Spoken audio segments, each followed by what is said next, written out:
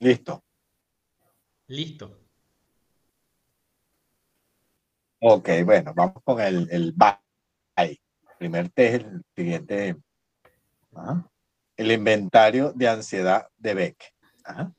Fíjense que la semana pasada estuvimos conversando sobre lo que era el IDARE y hablamos del inventario de ansiedad rasgo-estado. Cuando hablamos del inventario de ansiedad rasgo, quiere decir que la persona posee rasgos en su personalidad o criterios diagnósticos que permiten sospechar de alguna manera que la persona tiene, viene presentando rasgos de intensidad, frecuencia y duración que posiblemente coincidan con un estado ansioso. Cuando hablamos del estado, es que la persona, a pesar de que posee la sintomatología y los rasgos característicos de la ansiedad, esta es producida por algún tipo de situación que la persona puede estar pasando. O sea, como les decía, un duelo, un accidente, un diagnóstico, o sea, cualquier situación.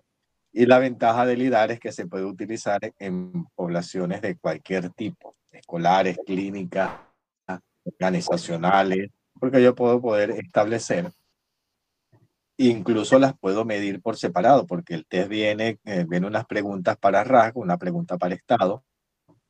Las dos pueden aparecer altas o alguna, o las dos pueden aparecer bajas, o sea, una alta y otra baja, o sea, no necesariamente, las dos altas también, no necesariamente tienen que coincidir, ¿no? Pero lo importante es que nosotros podamos hacer, ¿no?, diferencia cuando estemos haciendo el análisis al final, el análisis cualitativo, podamos interpretar de acuerdo a la situación del sujeto, cuál es el estado real que está pasando. En cambio, el BAI, el inventario de ansiedad de Beck, es un test que fue formulado por el autor específicamente para poblaciones clínicas, ¿no? Esto se debe a que él, cuando hizo sus estudios, se concentró en pacientes psiquiátricos, ¿sabes? En pacientes que tenían algún tipo de diagnóstico ya médico, y es exclusivo para poblaciones clínicas, a diferencia del IDARE, que se puede utilizar en cualquier tipo de población. Este no se puede utilizar en otro tipo de población que no sea clínica. Cuando hablamos de las áreas de aplicación, que sea educativa, neuropsicológica, forense, del deporte, y hablamos, bueno, ¿cuándo es una población clínica? Cuando la persona viene referida de algún otro especialista con rasgo o alguna sintomatología de ansiedad. Por eso es que se habla de esas diferentes áreas, o sea, en escolar, en deportiva, forense.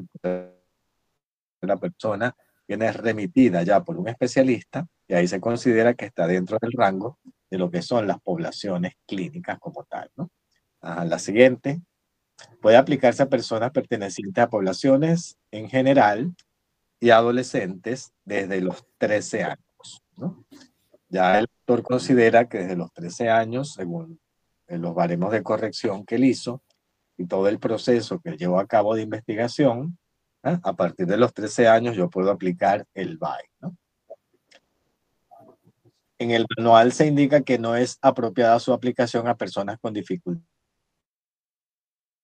intelectuales o lingüísticas. Cuando hablamos de dificultades intelectuales, puede darse el caso que la persona tenga problemas de memoria, tenga algún tipo de disfuncionalidad orgánica, un trastorno de déficit de atención, cuando hablamos de algún tipo de dificultad que afecte la área cognitiva, o cuando la persona tenga algún tipo de disfuncionalidad en el área del lenguaje. Sería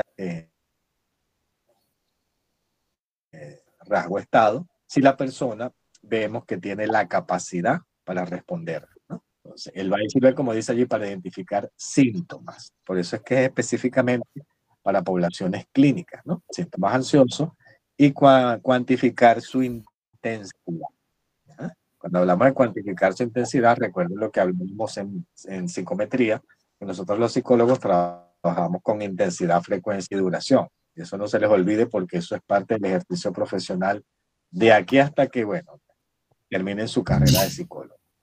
Podemos olvidarnos que los manuales diagnósticos nos hablan de criterios de intensidad, frecuencia y duración. Por lo tanto, es importante también que como estamos trabajando con poblaciones clínicas, podamos nosotros entender también el contexto donde la persona se está desarrollando. Por ejemplo, una persona que venga padeciendo algún tipo de trastorno desde una determinada fecha, eso es duración, ver específicamente el área emocional, cómo eso lo ha afectado, incluso el área funcional dentro de su trabajo, dentro de su entorno familiar. Y es entonces allí cuando nosotros vamos a pedir esa intensidad de la ansiedad que está afectando cada una de esas áreas, ¿no? Por eso es necesario que nosotros estemos claros que la podemos utilizar solamente en poblaciones clínicas, ¿no? Siguiente. El BAI tiene 21 ítems, ¿no? Y es una escala Likert. Cuando hablamos de escala Likert, es que es una escala de más de 3 opciones en adelante, ¿no? Donde el autor considera la anterior, ¿vale? El autor considera y lo escribió, ¿no? Donde 0, la escala de respuesta es 0 en lo absoluto, 1 levemente, 2 moderadamente y 3 severamente. O sea, le está midiendo la ansiedad. Y por lo tanto, eso se puntúa de 0 a 3, ¿no? Es decir, que cuando yo voy a corregir el test, yo voy a tomar en cuenta la respuesta y eso es lo que yo voy a sumar. Si la persona coloca severamente, yo sé que tengo que cuantificarlo con el 3. Si lo coloqué en lo absoluto, eso va a estar en 0, ¿no? Y así. Entonces, por eso es que se puntúa esta ahí. En caso de que el sujeto marque 2 opciones, puede darse el caso, en este test, la persona puede que en una misma pregunta pueda darse el caso de que responda que es severamente y suavemente, o moderada, de severa a moderado. Entonces le dice, no, a veces es severo a moderado, entonces coloca los dos. Como dice allí, en caso de que el sujeto marque 2 opciones, se selecciona la de mayor puntaje, ¿no? Entonces, se estima que aproximadamente en 5 minutos ya la persona puede haber terminado el test. Si la persona requiere un poco más de tiempo, realmente se le da, ¿no? Pero no, aptas a que no tengan ningún tipo de disfuncionalidad cognitiva, como dice allí, al inicio, que no se aplica en personas con algún tipo de disfuncionalidad, ya en 5 o 7 minutos tiene la capacidad para responder, ¿no? Una vez que he terminado de corregir el test, lo que hago es simplemente sumar. Aquí en este caso, tomando en cuenta si hay 2 respuestas en alguna pregunta y que yo sepa específicamente, me fije dónde voy a colocar 0, dónde es 1, dónde es 2 y dónde es 3. Una vez que los he sumado, me voy al baremo de corrección, siguiente página, ¿no? Y ahí entonces el baremo de corrección elaborado por PEC, donde dice, ¿no?, el puntaje de 0 a 9 normal, de 10 a 18 ansiedad baja, de 19 a 29 moderada y de 30, ¿no?, a 63 una ansiedad severa, ¿no? Acuérdense que el inventario de Beck es elaborado por Beck, obviamente, ¿no?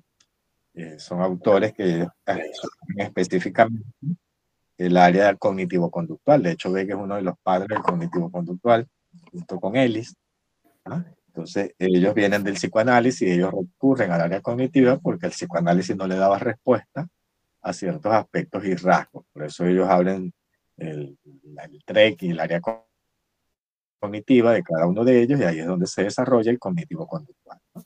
Entonces, este es un test bastante sencillo, un test que solamente debemos estar pendientes, cómo puntuarlo, cómo colocarlo, y saber entonces que si hay alguna respuesta que es doble, tomar la mayor, ¿no? También tenemos el inventario de depresión de Beck, que es el siguiente. Como dice allí, es para valorar la presencia de síntomas depresivos y su gravedad, ¿no?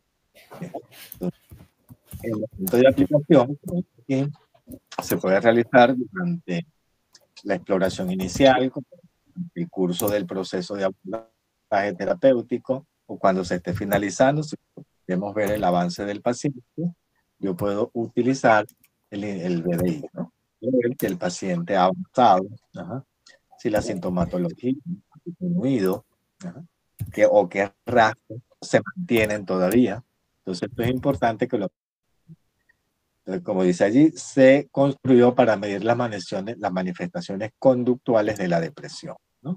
Y disponer de una evaluación cuantitativa de la intensidad. Entonces, acuérdense que la depresión tiene aspectos conductuales muy característicos que afectan la funcionalidad del sujeto, igual que la ansiedad clínica. Entonces, por eso le habla de la intensidad. Porque cuando hay una intensidad bastante alta, eso genera alteraciones dentro del área conductual, dentro del área familiar, social, emocional, laboral. Entonces, por eso es importante saber que también aquí vamos a trabajar con poblaciones clínicas. Yo le puedo aplicar el inventario del BDI a una población organizacional, por ejemplo, o a una persona que yo esté haciendo un tipo de selección de personal. Tiene que ser un paciente específicamente clínico, ¿no? Evalúa sobre todo síntomas depresivos cognitivos, 10 como dice allí, 10 de sus ítems. También hay síntomas que se refieren más dentro del área cognitiva, mientras que solo 4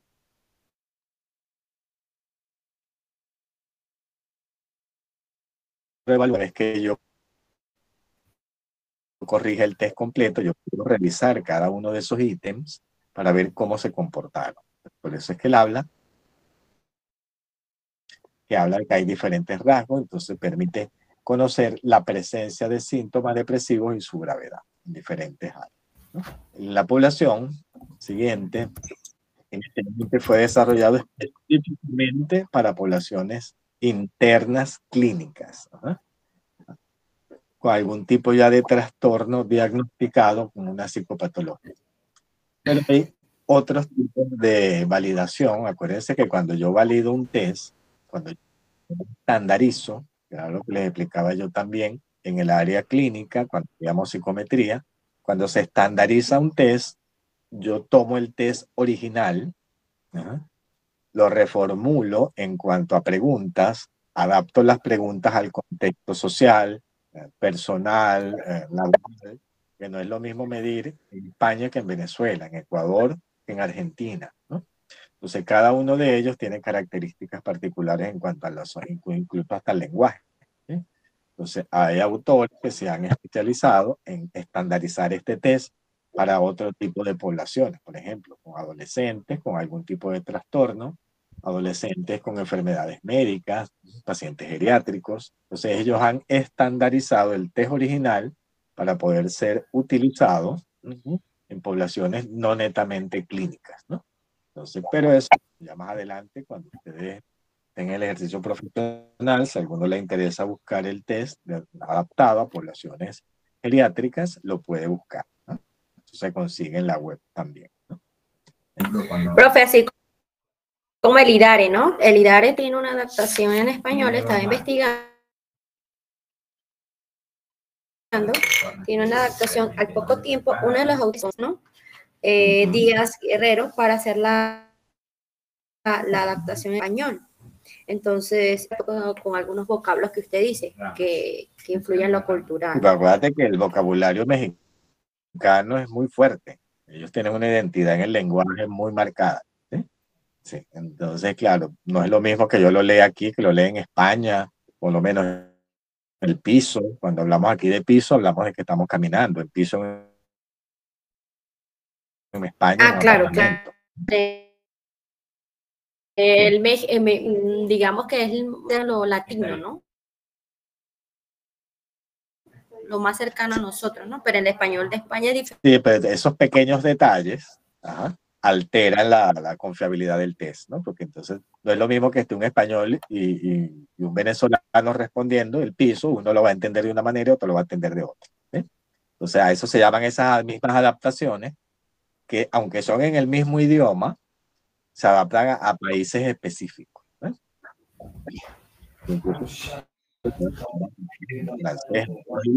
Tienen toda una validación, todo ese proceso de validación se hace. Inclusive también está el IDERE, no es el IDARE, sino el IDERE. Los mismos autores sacaron el inventario de depresión, ansiedad, rasgo. Pues yo lo he visto. Entonces, si alguna vez están también, entonces lo pueden conseguir. Ok, profe. Sí, eso es importante saber eso porque O sea, en el momento de aplicar, estemos aquí o en cualquier parte del mundo, es diferente incluso leerlo en inglés, traducirlo del inglés literal, cambiarlo culturalmente, o sea, hacer esas adaptaciones del instrumento, o sea, hay que tener cuidado, ¿no? No puedes hacer así, porque eso tiene derechos de autor. Y si alguna vez tú aplicas eso, tú haces eso, por ejemplo, no, eso lo voy a escribir yo para entenderlo, y lo aplicas, y ese resultado llega alguna vez a publicarse, a saberse, que hay una demanda por derechos de autor. Ahí está, claro, claro, por eso hay que tener cuidado. Claro, por plagio. Se está plagiando un inventario, ¿sí? Que tiene derecho de autor. ¿Sí? Y como les dije, en la verdad hay muchos que están libres, ¿no? Son de libre uso, pero hay otros que hay que pagar para usarlo. Si tú no pagas, no tienes el instrumento. Te muestran el contexto teórico, cómo lo sacaron, algunas cosas en general, pero cuando tú vas a descargar el instrumento, no te permite. ¿Sí? Comuníquete con el autor, te dice,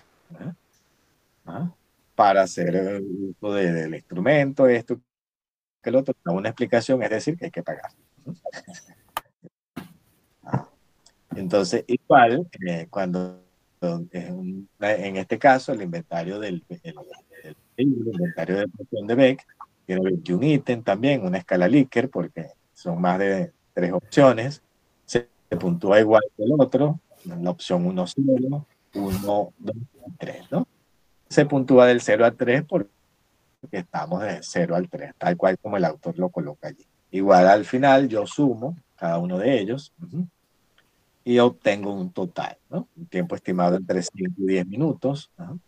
En caso de que el sujeto marque 2 opciones, también se toma, como dice allí, la puntuación. Específicamente el autor hace una acotación en el ítem 19, ¿no? Porque eso habla de la parte alimenticia, ¿no? No recuerdo exactamente la pregunta, pero la persona dice que se ha rebajado por cuestiones de dieta, de ejercicio, de otras cosas. Entonces, cuando la persona está haciendo ejercicio, está haciendo dieta, obviamente no ha rebajado por cuestiones fisiológicas relacionadas con la ansiedad, sino por dieta. Si el sujeto marca de 2 opciones, una es que es el régimen para adelgazar, se puntúa directamente 0. ¿Sí? Entonces, para ese ítem hay que hacer esa acotación, ¿no? Es lo único que el autor, aparte de que cuando se toman dos respuestas, se toma la mayor, el 19 hay que estar pendiente de eso, porque está bien, automáticamente se haya marcado otra opción, pero una de las hoy si marcó 2, entonces, y una de las opciones que está dieta para adelgazar, automáticamente se pone 0. ¿Ya? Entonces, esto es lo único que hay que tener pendiente. En cuanto al baremo de corrección, el autor coloca que de 1 a 10, estilos bajos son considerados normales, de 11 a 16, leve perturbación del estado de ánimo, del 17 a 20, estados de depresión intermitentes. Hablamos de depresión moderada, fíjense que del 21 en adelante que estamos hablando de depresión, ¿no? Primero, del 1 al 20, habla de altibajos, leve perturbación, estado de depresión intermitente, y que ya más adelante ahí está hablando de depresión moderada, grave y extrema, ¿no? Dice allí una puntuación persistente de 17 o más indica que necesita ayuda. Cuando hablamos de ayuda profesional. Hola, buenas tardes, chicas. Yo sí pude entrar a la clase y bueno, la exposición es de los dos casos. En el primero podemos exponer cómo hicimos la historia clínica. Perdón, Nayfred tiene el micrófono abierto hace rato. Bueno, y interfiere hace rato. ¿Quién tiene el número de Nayfred, por favor? Disculpe, no me di cuenta. Ok. Entonces, fíjense que cuando hablamos de los primeros estados, habla de alteraciones del estado de ánimo. O sea, todavía la persona no está en depresión, pero si no se le atiende, puede entrar en un estado depresivo moderado. Cuando se habla de ayuda profesional, es cuando entramos a trabajar con el psiquiatra, ¿no? Que la persona necesita medicación, algún tipo si es necesario hacer algún tipo de evaluación neurológica. O sea, siempre es importante cuando la persona pasa ya a un nivel, no decirle que tiene un problema si vamos a hacer uso del neurólogo, no decirle que la persona tiene algún tipo de problema neurológico, porque la persona va a pensar que tiene un tumor, que tiene algo, o sea, inmediatamente vamos a levantar las alertas, sino que sería adecuado que lo revisara, que fuera a consulta con un neurólogo, para ver cómo está funcionando en cuanto a su ritmo cerebral, para que se haga un electroencefalograma, para ver cómo están funcionando sus neuronas. O sea, no le vamos a decir que vamos a hacer otro estudio. Si el electro sale bien, obviamente. Si sale algo alterado, ya el neurólogo dirá. Porque muchas veces la alteración en la onda cerebral puede causar algún tipo de disfuncionalidad orgánica que puede generar algunos rasgos muy similares a la depresión, ¿no? Puede afectar, acuérdense que la depresión y la ansiedad afectan neurotransmisores, ¿no? Y eso hace obviamente que haya una posibilidad de que se altere el ritmo cerebral en cuanto al funcionamiento de las ondas cerebrales, ¿no? Si no, bueno, se refiere al psiquiatra. Si el psiquiatra lo considera oportuno, mandará al neurólogo, si no, no. Pero en la primera instancia es el psiquiatra. Cuando vemos que la persona requiere, o sea, cuando la intensidad de sus síntomas son bastante altos, entonces es recomendable que esté medicado para que entonces pueda aprovecharse la terapia psicológica. Mientras el paciente no esté en control médico, poco va a aprovechar la terapia porque no va a tener concentración, no va a tener el estado de ánimo en control, no va a estar en un estado anímico, porque acuérdense que todo es catastrófico, todo es gris, todo es oscuro, pero la persona no entra en el proceso terapéutico de una manera adecuada, ¿no? Por eso es importante. Tenemos otro test que se llama la escala de desesperanza de Beck, y evalúa desde el punto de vista, como dice allí, subjetivo, las expectativas negativas de una persona. Fíjense que en qué medida es pesimista un individuo. Fíjense que esto es importante, lo quise poner y se colocó aquí, para que nosotros podamos diferenciar cuándo aplico el test de desesperanza y cuándo aplico el test de depresión. Pero muchas veces estamos trabajando con un paciente que tiene desesperanza, pero no tiene depresión. O podemos confundir porque pueden darse rasgos similares, ¿no? Y entramos en la duda hacia dónde se orienta más el paciente, ¿no? Incluso nosotros cuando estamos haciendo el abordaje terapéutico podemos caer en la duda también. Bueno, ¿será que está desarrollando desesperanza o está desarrollando depresión? Sí, pues tampoco nosotros lo podemos saber en 10 minutos o en 2 consultas, ¿no? Entonces, todo ese proceso y esa habilidad que nosotros vamos generando es lo que va a permitir ver cómo la persona, y hay una particularidad sobre la habilidad para salvar las dificultades y conseguir el éxito en su vida, ¿no? Una persona puede estar depresiva, parece que una persona depresiva suele anular toda esperanza de futuro. Cuando te dicen, no, es que yo no tengo futuro, no tengo esperanza, y una persona con desesperanza te va a decir lo mismo, ¿sí? Entonces, cuando tú ves cuáles son las alternativas de solución, cuando tú comienzas a trabajar con él, la persona asume algún tipo de cambios dentro del proceso terapéutico, podría ser que está más desesperanzado que deprimido, ¿no? Entonces, por eso es importante el abordaje, la conversación, el saber ver cada una de las características del sujeto, ¿no? Y todo ese proceso, porque puede ser pesimista, pero no puede estar deprimido. Son dos cosas distintas. Y como dice allí, tiene frases relacionadas con actitudes sobre el futuro, ¿no? Así como frases pesimistas sobre el presente, o sea, que todo le va mal, que esto no va a servir, que seguramente voy a empezar a trabajar y en ese trabajo me van a botar a los 6 meses, ¿no? Eso no, y eso es muy característico también del depresivo, pero la persona se centra específicamente en todo es negro, todo es oscuro en su presente y en su futuro. El depresivo tiende a irse también al pasado, ¿sí? Si yo hubiese sabido que eso iba a pasar, no busco trabajo allí, algo que no tiene el que está en desesperanza, porque normalmente se concentra en su presente y en su futuro, ¿no? Este test es uno de los mejores predictores de suicidio, ¿no? Por eso se usa bastante, porque sabemos que una persona en un estado depresivo bastante profundo, severo, o una persona con una desesperanza puede desarrollar una depresión profunda y puede incluso tener ideación suicida. Entonces, este test me permite a mí ver cuál es el riesgo que le voy a decir, mire, usted está a punto de suicidarse. No, el test habla de riesgos. El riesgo de que la persona puede entrar para estar allí. Entonces allí, si la persona entra en ese proceso, entonces ahí tenemos que entrar a trabajar la desesperanza y la depresión, ¿sí? Porque ya son dos aspectos fundamentales. Entonces, siguiente, la escala proporciona, como dice allí, una puntuación total y una serie de puntuaciones en 3 factores distintos, ¿no? El afectivo, el motivacional y el cognitivo, ¿no? El afectivo sobre los sentimientos del futuro, sobre la motivación, si cómo está el motivado, si la ha perdido, no la ha perdido. Acuérdense que él ve todo negro en el presente y el futuro. Y la parte cognitiva sobre cuáles son sus expectativas a futuro, ¿sí? Entonces, dependiendo del nivel, ¿ya? Sabemos si la persona puede estar entrando en un proceso de desesperanza, si ya está en un proceso de desesperanza, ¿no? Y si está en un nivel alto de desesperanza, puede entrar en una depresión y puede entrar en un riesgo de suicidio, pero son niveles muy altos, ¿no? ¿Cuál sigue?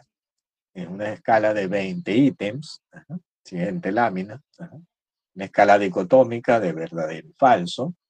Las respuestas señaladas con verdadero en los ítems 2, 4, 7 y 9, como dice allí, valen un punto.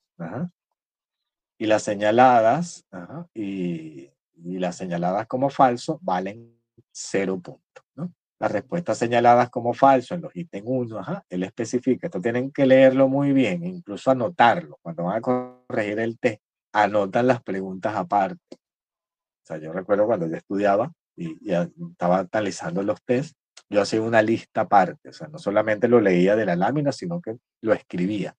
Esta, aquí es 1, aquí es 0, hacía otra lista aparte, esto es 0, esto es 1. Y entonces tenía eso a mano, ¿sabes? Para que entonces poder fijar el conocimiento y agilizar la corrección. O sea, no confundirme con ver tantas cosas, sino que separaba cómo es el procedimiento de corrección, ¿no? Se estima que ya entre 5 y 10 minutos la persona puede responder el inventario de escala de desesperanza, ¿no? El momento de aplicación puede ser antes del tratamiento, antes de empezar el abordaje terapéutico, durante y después, ¿no? Entonces, eso va a depender. Acuérdense que no necesariamente yo aplico instrumentos psicométricos o instrumentos proyectivos en las primeras consultas. O sea, no es lo ideal, ¿no? Porque lo primero es que hacer que el paciente se sienta confiado, que el paciente exprese su opinión, exprese lo que siente, cómo lo está viviendo, y más adelante entonces yo puedo decidir qué instrumento voy a utilizar, ¿no? O sea, muchas veces, hay veces que hay pacientes que no se le aplican instrumentos, pero hay otros que sí, ¿no? Pero siempre es bueno tenerlos a mano para estar ante cualquier situación. Además, no son test que le van a llevar mucho tiempo en el proceso terapéutico. Con 5 o 10 minutos, y bueno, te quedan 35 o 40 minutos con el paciente para seguir la consulta, ¿no? Entonces, tampoco se le va a quitar todo el tiempo el abordaje, ¿no? ¿Cómo se corrige? Una vez que está allí, se suman los totales. Como dice allí, de 0 a 8 tiene un riesgo bajo de cometer suicidio.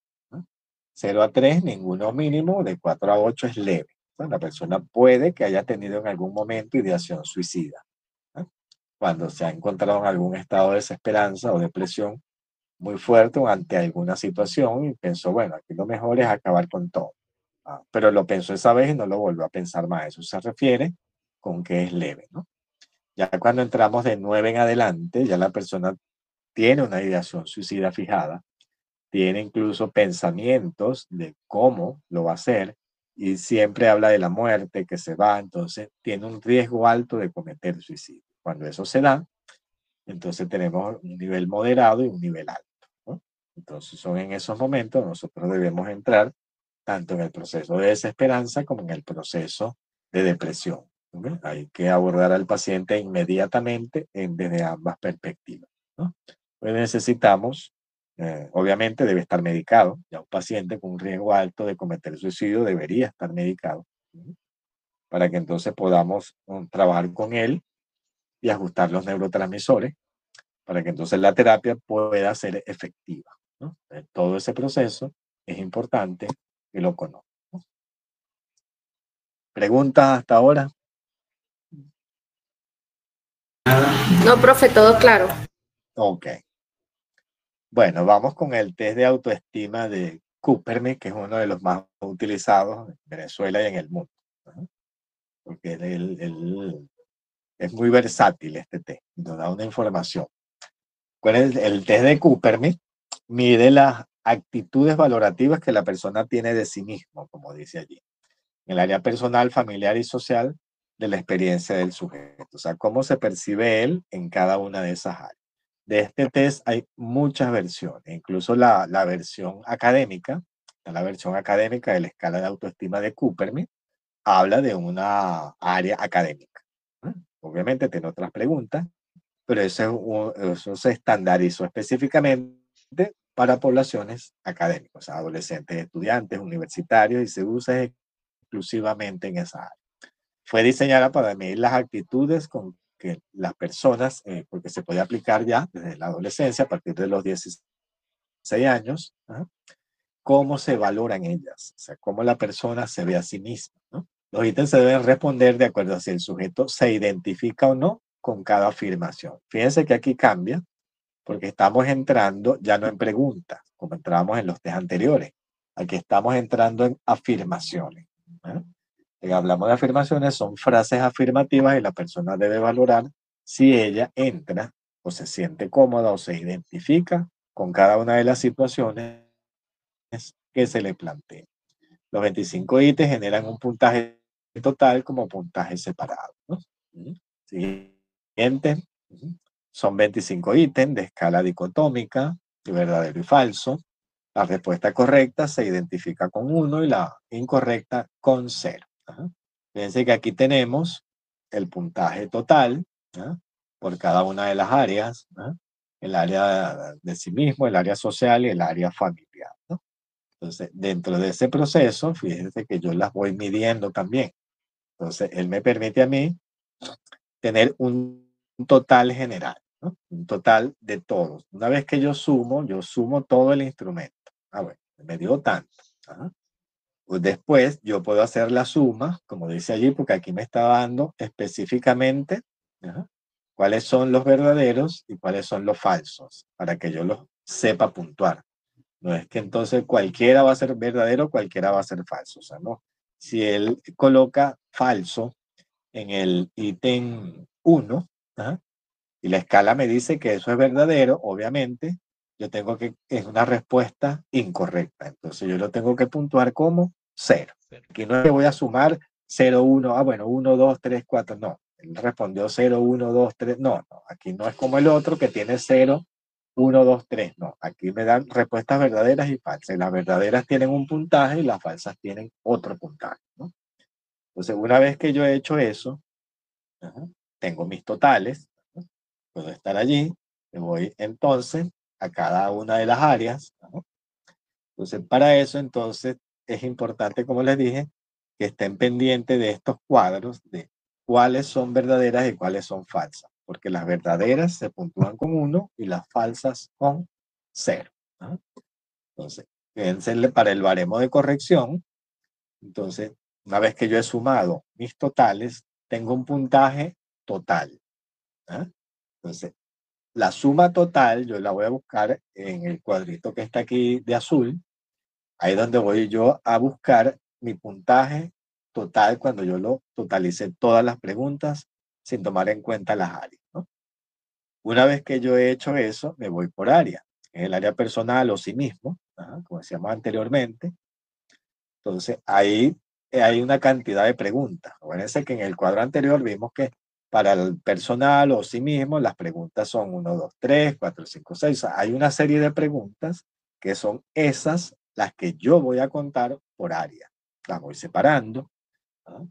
Entonces ahí las voy contando, por eso los baremos son distintos. Fíjense que el primero, porque tiene más preguntas, si va de 0 a 5 es baja, 6 a 11 es mediana y de 12 a 13 es moderada, ¿no?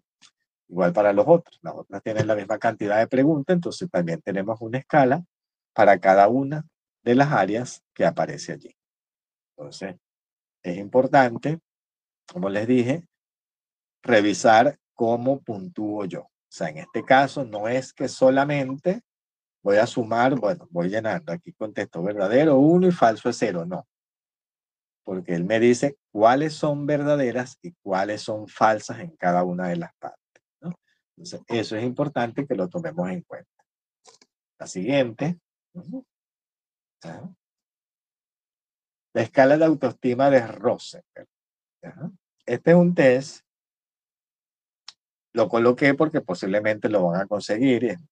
Se ha utilizado en algunas áreas clínicas, organizacionales, pero es un test, por decirlo de alguna manera, no es que no tenga validez, sino que es un test muy estándar, ¿ya? Donde no nos permite ver como las diferentes áreas como el de Cooper, ¿no? Es un test muy general, ¿ya? Entonces, como es muy general dentro del área clínica, incluso los que trabajamos clínica, no usamos Rosenberg porque no nos da información. O sea, simplemente nos da una opinión del sujeto.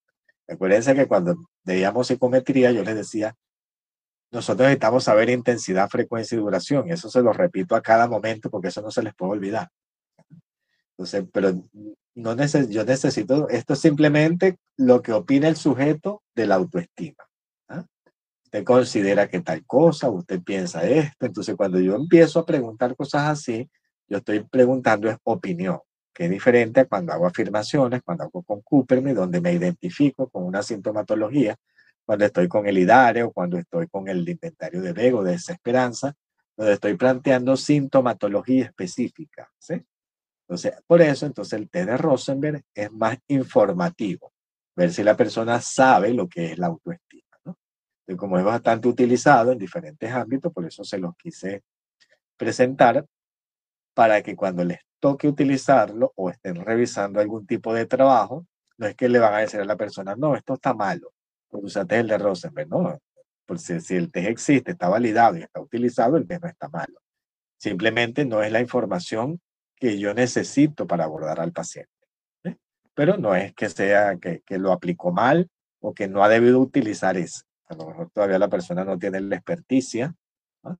O fue aplicado por el orientador del liceo, por ejemplo, ¿no? Entonces simplemente a él le va a dar esa información, pero no le va a dar sintomatología como tal, ¿no?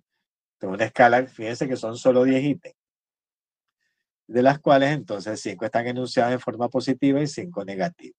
Esto simplemente es para controlar la pregunta 1 positiva, tiene la pregunta negativa con el mismo contenido. Entonces, para ver la veracidad si la persona conoce o no lo que es autoestima. Entonces, son 10 ítems de escala Likert, entonces fíjense que está muy de acuerdo y muy en desacuerdo. Eso es opinión, ¿eh? Yo no estoy pidiendo a nivel clínico, yo no necesito solo la opinión, yo necesito también saber la sintomatología. Entonces, cuando la escala está allí, fíjense que en 5 minutos se considera que la persona ya lo puede elaborar, ¿no? Los ítems del 1 al 5, las respuestas A, D se puntúan 4, 3, 2, 1 y las otras se puntúan 1, 2, 3, 4. ¿No? Ese es uno de los aspectos que hay que tener en cuenta para ello. Y después entonces sumamos, tomando en cuenta cómo es la respuesta para puntuarla. Después consigo el total y lo ubico en el baremo de corrección. Fíjense que la da elevada, media y baja. Entonces ahí tenemos estos test que son bien interesantes, ¿no? Que son bien puntuales en cuanto a cada una de las sintomatologías. Fíjense que vimos otro tipo de test de ansiedad, depresión, desesperanza y autoestima, ¿no? Entonces todo ese proceso, lo importante es que lo vayan agilizando. ¿Señor? ¿Alguna pregunta? Profe, para el ejercicio, vamos a decir ejercicio práctico, para la tarea, usted va a colocar resultados de cada uno, o sea, de la escala de autoestima de Rosenberg, de la autoestima de cada uno de los inventarios, la escala de IDARE, todo eso va a ser, o usted va a escoger algún tipo de, o un y uno, no sé, digamos, coméntenos un poco unos titulares allí. Porque son bastantes, dices tú, nos va a poner todo eso. Ok. El examen van a aparecer, lo voy a dividir por grupos. Van a haber 3 grupos y cada grupo va a tener una batería distinta. ¿Ya? Los 3 grupos van a tener el IDARE, y el de autoestima de Cooper. ¿Ah? Uno va a tener el BAI de ansiedad, el otro el de depresión y el otro el de desesperanza. ¿Ah?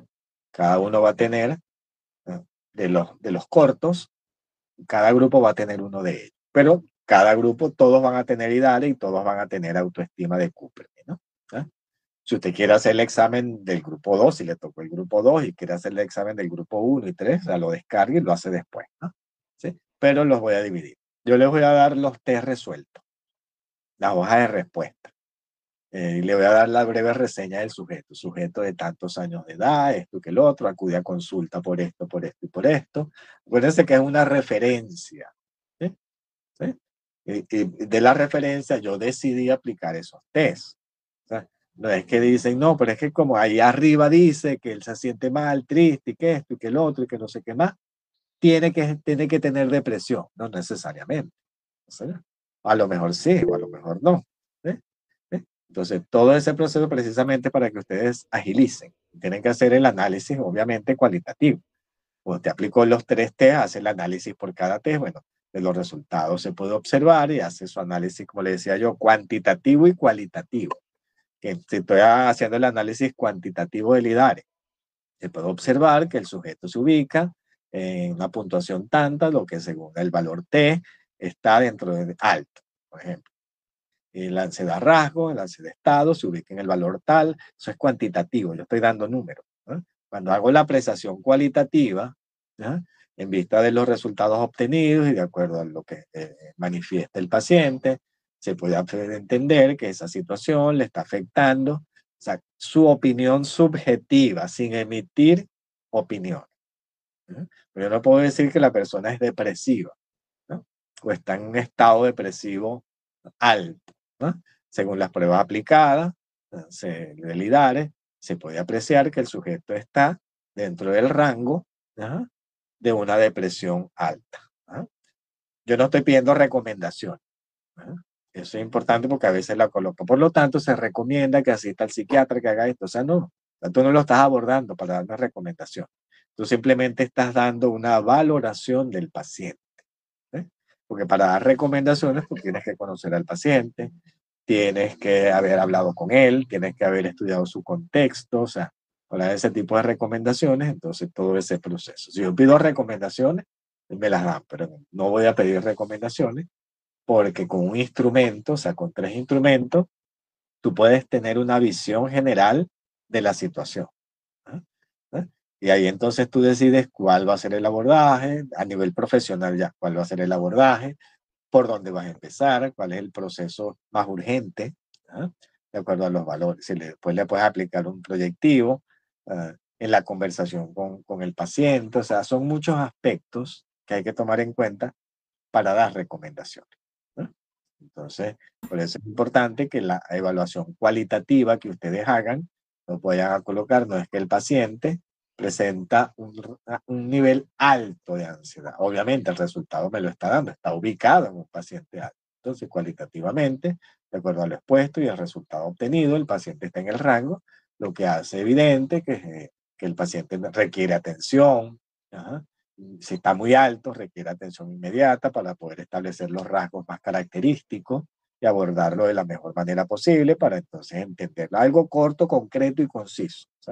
Esto el análisis cualitativo no requiere 3 páginas. ¿Sí? Acuérdense que yo estoy analizando un resultado cuantitativo. ¿Sí? Y simplemente voy a dar una opinión de lo que yo estoy viendo allí de acuerdo a la situación del paciente. Eso es todo. Puede llegar como a 60, profe, gracias. Ok, profe, y una pregunta, ¿esta actividad va a ser en pareja o individual? No, esta materia es totalmente individual. Sí. Pero van a estar por grupos. O sea, el grupo 1 va yo los voy a colocar en, cada tarea va a tener el grupo. Ajá. O sea, pues yo los tengo por orden alfabético. Entonces yo divido, ustedes son 46, 47 creo. Los divido en 3 grupos. Entonces yo pongo grupo 1 y cada grupo va a tener sus 3 test. El grupo 2 y les pongo Cooperman grupo 1, Cooperman grupo 2, Cooperman grupo 3. Ajá. Y cada test tiene la foto de los grupos. ¿Bueno? sea, tú tienes que hacer Ok, los test en el grupo donde tú estás. ya entiendo. Ok, gracias, profe. Profe, ¿Alguna otra pregunta? vamos en relación a la evaluación cualitativa, ¿verdad? Vamos a suponer que Juan Pérez en el inventario de ansiedad obtuvo una puntuación alta, por ejemplo. Entonces, bueno, en esa descripción cualitativa pudiésemos decir algo así como que Juan Pérez, al momento de la valoración, presenta síntomas asociados a a una ansiedad alta.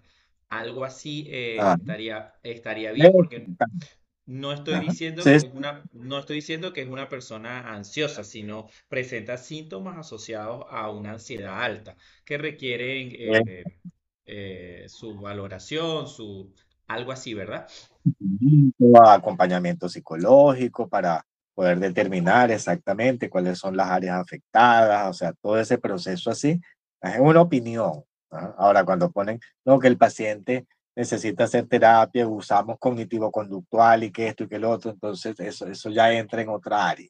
¿No? Tú puedes hablar de que, bueno, es importante que sea valorado y que sea acompañado en su proceso, ajá, pero hasta allí, o sea, tú no puedes dar recomendaciones de qué hacer con el paciente, porque eso lo van a estudiar en psicoterapia. Ya lo estamos Bueno, estudiando. ok, bueno, entonces eso es importante, ¿sí? Entonces, claro, cómo abordarlo, cómo hacerlo, eso lo aprenden en psicoterapia, ¿no? Pero aquí es importante que por lo menos el test, pues fíjense lo que dice el test de desesperanza, ¿ya? Es la posibilidad de que la persona entre en una etapa donde piense en el suicidio. No es que dice que la persona es suicida, que es distinto. ¿Eh? Una persona suicida ya ha intentado matarse. ¿Eh? Ahí la cosa cambia. ¿No? Todo eso es así. Y bueno, ¿alguna otra pregunta? Ok, el Bueno, valor esperemos a ver sus ejercicios y cualquier duda, de profe, le escribimos referencia. al foro, ¿no? Ya. Yo directo por mensajería. Sí. A su WhatsApp o al mensajería de la plataforma. Sí, porque a veces el foro de duda, a veces avisa el mismo día, a veces avisa el día después. Vamos a ver Sí. por qué. Ya. Ok. Entonces a veces me aparece, entonces 3 días después, ¡ping! Ay, mira, esta preguntó hace 3 días esto. Vamos a responderle. Sí. Sí, a veces es inmediato, pero a veces tarda un día en aparecer. Entonces le digo, escriba por directo, por el mensaje que ese sí llega directo. Ok, profe, está bien, sí. Entonces no hay nada. Bueno, entonces terminamos por hoy. Todo lo que yo expliqué, todo lo que vieron, los baremos, los procedimientos, todo está en el material del aula. O sea, yo ni agregué ni quité nada. Es más, yo tomé todos los cuadros, todas las indicaciones, todas las explicaciones de los manuales. O sea, ni siquiera los redacté yo. O sea, fui tomando las partes importantes y las coloqué. O sea, yo ni agregué ni quité nada. O sea, cuando lean los manuales se van a dar cuenta de que todo lo que yo dije está en el manual. Sí. Que es lo que a mí me interesa, que aprendan a usar el manual. Está bien, profe. Sí, señor. Bueno, cuídense mucho. Muchísimas gracias, Muchas gracias, profe. profe, por su tiempo. 10. Seguimos en contacto. Éxitos para todos. Número 1. Gracias, profe. Feliz tarde. Cuídense, compañeros.